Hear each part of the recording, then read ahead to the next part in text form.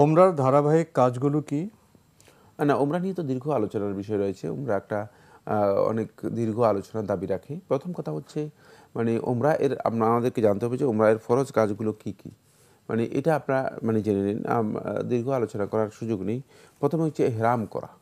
মিকাত থেকে ইহরাম করা এটি ফরজ। ইহরাম করার পরে আপনি তালবিয়া পাঠ করতে, করতে আপনি আল্লাহর ঘর পর্যন্ত যাবেন।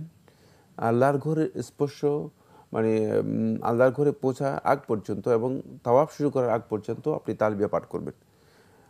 তাওয়াফ শুরু হয়ে থাকে আল্লাহর ঘরের একটা কোণ আছে, এটাকে হাজিরা আসওয়াদের কোণ বলা হয়ে থাকে।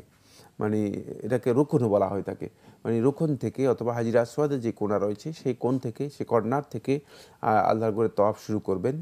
আল্লাহর ঘরে তওয়াফ শুরু করে এরপর 7 চক্কর সেখানে তওয়াফ দিবেন, তওয়াফ করবেন, 7 বার তওয়াফ করবেন। 7 বার তওয়াফ করা এটাও ফরজ। ইহরামের পরে 7 বার তওয়াফ করা এই কাজটিও উমরা এর মধ্যে ফরজ। 7 বার তওয়াফ করার পরে আপনি তওয়াফ শেষ করার পর মাকাম ইব্রাহিমের পিছনে যাবেন। ওয়াত্তাখিযু বিমাকাম ইব্রাহিম মুসাল্লা, এই আয়াত তেলাওয়াত করে সেখানে মাকাম ইব্রাহিমের পিছনে আপনি 2 রাকাত সালাত আদায় করবেন। এটাকে রাকাতাই তওয়াফ বলা হয় থাকে। তওয়াফের 2 রাকাত নামাজ, তওয়াফের 2 রাকাত নামাজ এটি আদায় করবেন। তারপরে এই 2 রাকাত আদায় করার পর আপনি জমজমের যেই পানি পান করা এবং জমজম কূপে আপনি যাবেন। যদিও বর্তমানে জমজম কূপে যাওয়ার বিষয়টি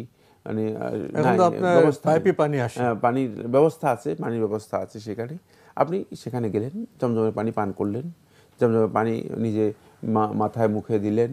জমজমের পানি নিয়ত করে পান করাটা রাসূলুল্লাহ সাল্লাল্লাহু আলাইহি ওয়াসাল্লাম সহিহ হাদিস দ্বারা সাব্যস্ত হয়েছে। দীর্ঘ আলোচ্য বিষয়, সেদিকে আবার যাচ্ছি না।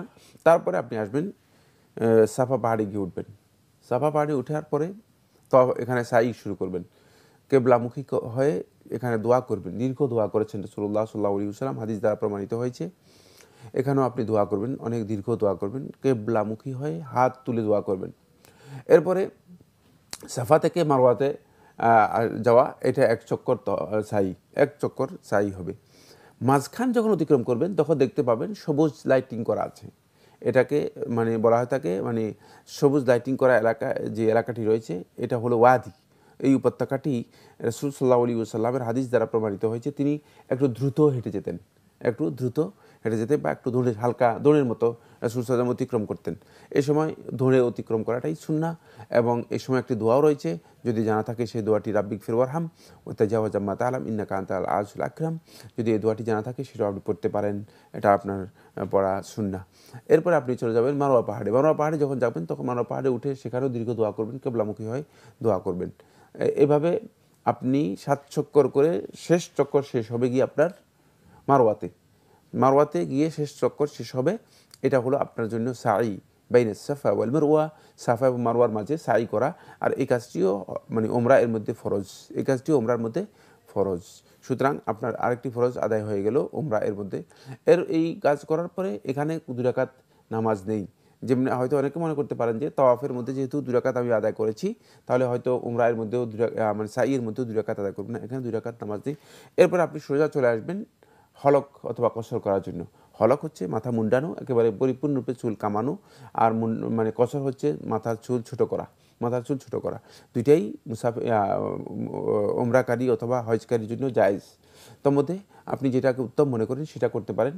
তবে নবী সাল্লাল্লাহু আলাইহি ওয়াসাল্লাম যারা মাথার চুল মুন্ডন করেছেন তাদের জন্য নবী সাল্লাল্লাহু আলাইহি ওয়াসাল্লাম বেশি বেশি দোয়া করেছেন, 3 বার দোয়া করেছেন। তাই এটি নবী সাল্লাল্লাহু আলাইহি ওয়াসাল্লামের কাছে সবচেয়ে বেশি পছন্দনীয় বিষয়। এক্ষেত্রে মাথা মুন্ডানো হচ্ছে সবচেয়ে উত্তম।